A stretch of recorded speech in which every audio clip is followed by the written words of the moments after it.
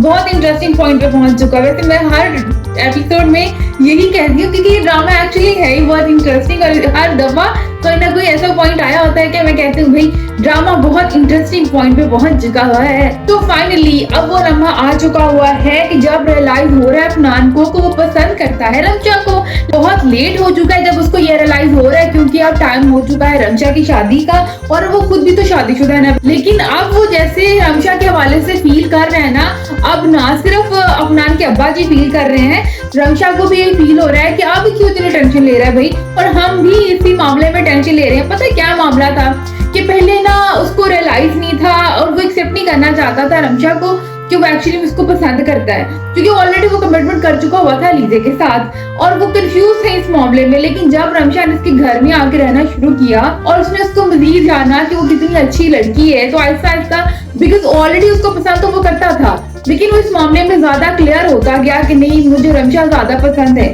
क्योंकि वो जब भी अलीज़े के साथ भी होता था तो वो हमेशा अलीज़े में रमशा ढूंढ रहा होता था कि तुम चूड़ियां पहनती हो तो नहीं पहनती हो, तुम मेरी फिक्र करती हो, या तो जिस तरह की पर्सनैलिटी थी रमशा की वो वैसी पर्सनैलिटी अलीज़े में ढूंढ रहा होता था। लेकिन वो फैसला कर नहीं पा रहा था। अब वो फैसला करना उसके लिए ज्यादा आसान हो गया क्योंकि अब रमशा का भी रिश्ता तय हो गया उसके अपने कजन वही मोटे कद्दू के साथ जिसको रमशा कभी भी पसंद नहीं करती। रमशा अब जिस मुश्किल में फंसी हुई है उसको पता है उसने आगे जाके भी मजीद मुश्किल में फंसना है, लेकिन वो भला करना चाहती है मामू जान का और उनकी फैमिली का, क्योंकि उसके जो मामू जान है उन्होंने बहुत भला किया इसके साथ, तो वो उनके साथ बुरा नहीं करना चाहती। क्योंकि जो अफनान है उसकी तरफ से वाइफदार है उसको कि वो किस तरह से इसके लिए फील कर रहा है, उसकी फीलिंग की वजह से अब अफनान का घर खराब होगा। अलीज़े जो है उनकी भांजी भी है मामू जान की, तो वो उनको नहीं, तो वो मामू जान को दुख नहीं देना चाहती क्योंकि मामू जान के बिल्कुल सामने जाके अफनान खड़ा हो गया भाई और उनसे बहस करने लग गया कि भैया आप उसको क्यों भेज रहे हो हॉस्टल, उसके लिए सही नहीं है हॉस्टल।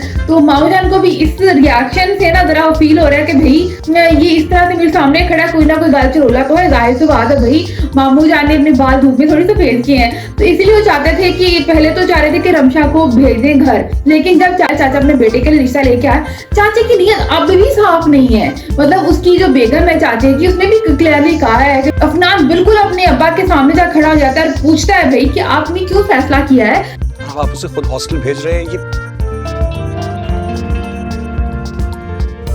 तब बात कुछ और थी, अब हालात मुख्तलिफ है।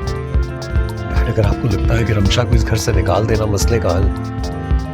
तो ये गलत सोच है आपकी। रमशा को यहाँ से भेजने का तो अब्बा जी यहाँ पे थोड़े खुड़कते भी हैं, उनको रियलाइज होता है कि भाई पहले तो ये कह रहा था कि यहाँ पे रखना नहीं, खुद हॉस्टल सजेस्ट करता था और अब एकदम से इसकी मोहब्बत डुल गई है। मतलब उनको सामने वो नहीं कह रहा कि मोहब्बत, लेकिन अब्बा जी को रियलाइज हो रहा है कि वो किसी ना किसी तरीके से रमशा को रोकना चाहता है और ये कोई अच्छा साइन तो नहीं है, इसलिए अब्बा उसको हॉस्टल भेजना चाहते थे। लेकिन दूसरी तरफ रमशा ने जब देखा उधर कि जब वो कपड़े डाले रहती है अपने बैग में तो ऊपर से आ जाता है अफनान, और वो बड़ा क्यूट मोमेंट था। वैसे ये इसकी कुछ लगती नहीं थी, अगर ये कपल के दरमियान में एक मोमेंट होता था बहुत ही क्यूट लगता कि वो कपड़े डाल रही है उसमें बैग में और वो निकाल के बाहर रख रहा है, कहती कि मैंने जाना है, जैसे वो मायके जा रही है और ये उसका शोहर और उसको रोक रहा हो। थोड़ी ऐसी वाइब आ रही थी उस सीन से ना, वो कपड़े रखती है वो निकाल लेता है, वो कभी बैग खींचता है कि नहीं भी तूने नहीं जाना नहीं जाना, तो बड़ा क्यूट मोमेंट था। वो खुद कंफ्यूज है और खुद उसको समझ नहीं आ रही है इस मोमेंट पे करना क्या है। लेकिन अफनान ने खुद भी तो सोच समझ के फैसला किया था ना, तब तो अब्बा ने ऑप्शन दी थी कि भाई तू शादी कर ले रमशा के साथ, तब तो कहता था मैं इस लड़की से शादी करूंगा,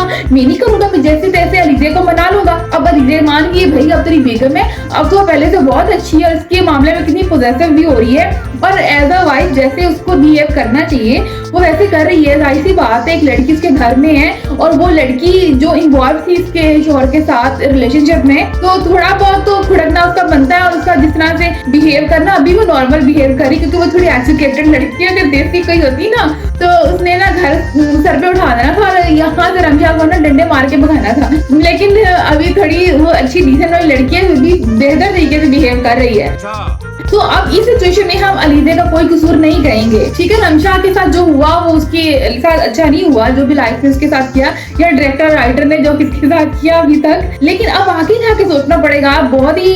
एक ऐसा पॉइंट आ चुका है जिसमें अब कंफ्यूज है हम लोग भी कि किसके साथ जाना चाहिए रमशा को। क्या वो मोटे कद्दू के साथ जिसके साथ उन्हें शादी के लिए हाँ बोल दी है। हालांकि इस पॉइंट पे भी रमशा अगर हाँ ना बोलती, बस यहाँ चली जाती, हॉस्टल चली जाती या अपना कुछ करियर में कुछ कर लेती,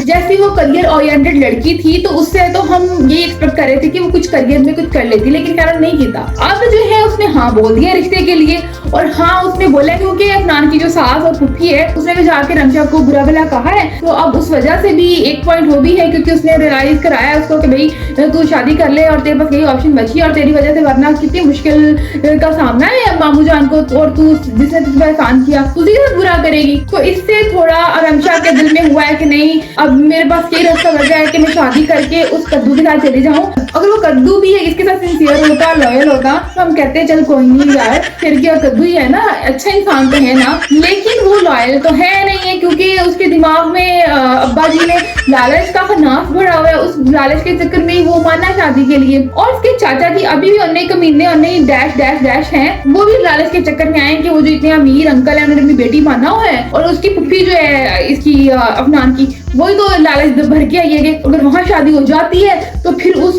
सिचुएशन में आपको बहुत ज्यादा पैसा देंगे, और क्योंकि रमशा ने को बेटी बना हुआ है मामू जी ने, तो वो तो अपनी बेटी के लिए घर का रास्ता साफ करने के लिए करके आई है। लेकिन चाचा तो अपना चाहते हैं चल रिश्ता ले लेता, हम इस बात को भी भूल जाते चलो वो अनपढ़ गवार मोटा कद्दू है, लेकिन यहाँ पे तो है लालची टोला, सिवाय उसकी जो सास अब बनने वाली है और चाची कह सकते हैं, और उसकी जो बहन और जो इसकी कजन है चाचा की जो बेटी वो भी अच्छी है, तो इसी बात पे चाची खुद टेंशन में है और इसकी जो कजन है वो भी टेंशन में कि अब्बा जी कैसे मान गए, और ये तो हमें भी है भाई अब्बा जी कैसे मान गए, अब्बा जी लालची मान गए।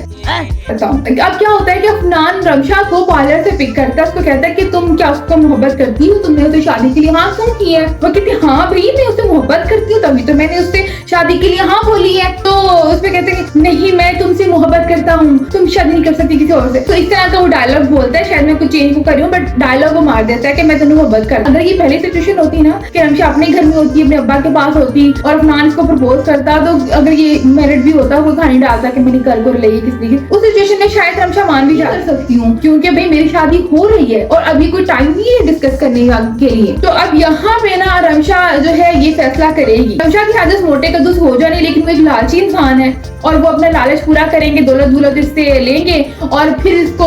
वो छोड़ देंगे और इसको मतलब इसको बुरा ट्रीट करेंगे। फिर एट द एंड जाके जब मामू जी तक ये बात पहुंचेगी और तब तक ये जो रमशा दोबारा से सिंगल हो चुकी होगी, मुमकिन है कि वो जब मोटा कद्दू खुद इसको छोड़ देगा, तो फिर मामू जी अफनान को खुद चाहेंगे कि भाई तू रमशा से दूसरी शादी कर ले। तो ये होने वाली है सिचुएशन। लेकिन ड्रामा बहुत इंटरेस्टिंग चला अब शुरू से लेके अब तक, जब जब मुश्किलात आती हैं और जल्दी जल्दी खत्म भी हो जाती हैं बहुत। हालांकि इतने लंबे एपिसोड जब चलते हैं ना ड्रामा जाके ना थोड़ी देर बाद बोरिंग होना शुरू हो जाता है, लेकिन ये ड्रामा इतना लंबा चल रहा है लेकिन अभी तक ये ड्रामा बोरिंग नहीं हुआ। अदरवाइज ये जो डेली के ड्रामाज आते हैं 7 से 8 वाले और ये जो 50+ एपिसोड होते हैं वो नॉर्मली बोरिंग हो जाते हैं आफ्टर 30 या आफ्टर 20, लेकिन ये ड्रामा अभी तक बोरिंग नहीं हुआ, अभी इतना ही इंटरेस्टिंग है। मतलब हर एपिसोड के बाद आपको दिल करता है आप अगला एपिसोड भी देखो। तो ये तो था मेरा रिव्यू, और आपका क्या रिव्यू है आप मुझे कमेंट के जरिए बता सकते हो। अगर आपको मेरी ये वीडियो पसंद आए तो आप लाइक जरूर कर लीजिएगा। इसके अलावा आपने क्या करना है कि मेरा ये वाला जो चैनल है ये वाला चैनल जरूर सब्सक्राइब कर लेना, ये मेरा ब्लॉगिंग चैनल है, आप इसमें मेरे ब्लॉग देख सकते हो। और ये वाला चैनल तो आप देख ही रहे हो भाई फातिमा राना रिव्यू वाला, तो आप मेरे ये दोनों चैनल सब्सक्राइब कर सकते हो अगर आपका दिल करे। मतलब ऐसा नहीं करना कि एवं ही मेरे कहने में कर लेना, अगर आपको कुछ अच्छा लगे, अगर आपके टाइप की कोई चीज हो तो सब्सक्राइब कीजिएगा। तो इसके साथ ही फातिमा राना को इजाजत दीजिएगा, अपना बहुत ज्यादा ख्याल रखिएगा। अल्लाह के बाद।